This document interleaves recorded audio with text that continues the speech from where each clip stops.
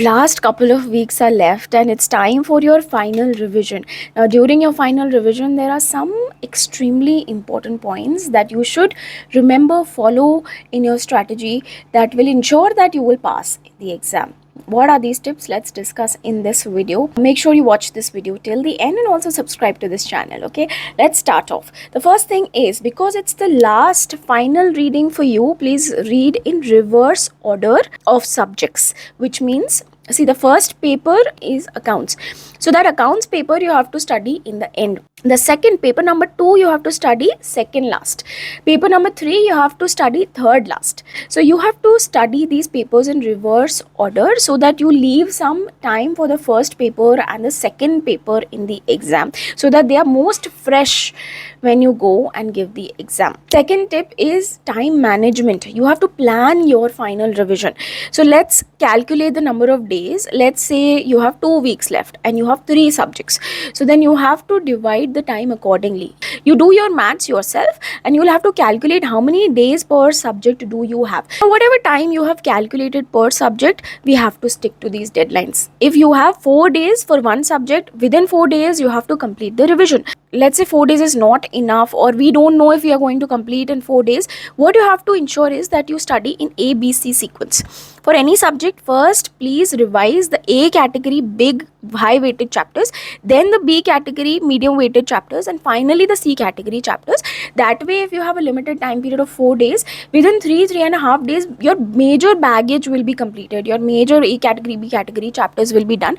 Then even if, let's say, 4 days are completed and even if 1 or 2 topics we have to leave, they will be C category least important topics. Okay, so that is how you have to make the most of time, and we have to stick to deadlines. If you have allotted 4 days per subject, we have to finish anyhow in 4 days. If you take 5 days, then one day your other subject is going to suffer. Next important tip is that please prioritize revising the topics that you already know, that you have studied before, rather than taking any new topics. So what a lot of students do is that in the first reading or the second reading, they have maybe not completed 1 or 2 topics. Now what they think is that in the last reading we will first finish that topic, and so they take up that new topic first. Please don't do that. It's a huge mistake. You will later on realize that it's a mistake. I'm telling you ahead of time. You have limited time. First, please make your preparation concrete. That means whatever topics you have previously studied, revise them first. Then if you have any time left, do any new topics. Why? Because see, whatever topics you have spent months in learning, you have to make sure you remember them. Okay, that way in the exam, at least those topics, you will be able to recall. If you do new topic now, that new topic and the whole previous topics, they will all be at the same level. You will not have expertise in any of them. You will not remember much of any of them. I have seen so many cases where students do a topic, but because they did not get time to revise, in the exam they don't recall anything. So trust me, in the exam you will recall only the revised topics. New topics you will anyways not remember.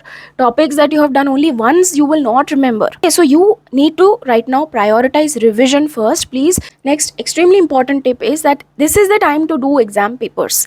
Okay, so if you have allotted 4 days per subject, please wind up the subject in 3.5 days, and then half day please sit down with past exam papers, full length papers. Sit with the revision test paper, mock paper. At least bare minimum 4 papers we have to do for each subject. You need to have exam practice.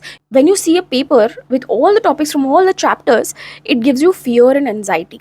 It's better to face that fear and anxiety now, in the last 20 days. Don't let exam be the surprise for you. First time you're seeing a full length paper in the exam, please don't.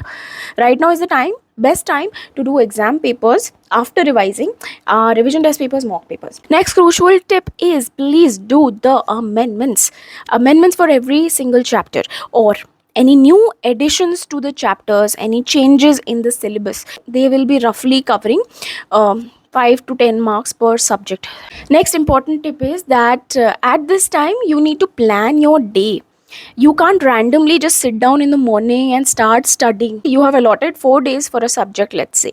Now in 4 days you have to complete the full subject. Now let's say the full subject has got 20 chapters. Now that means that per day you should be completing 5 chapters.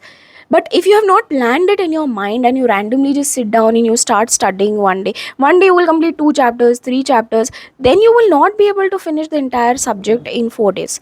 Please understand, you have to break down the big huge goal of 4 days, 5 days into daily goals. Okay, so 4 days, 20 chapters, that means one day, 5 chapters. So that means today I have to do 5 chapters. Now, please break that down into hours also. That means, let's say you start studying at 7 o'clock in the morning.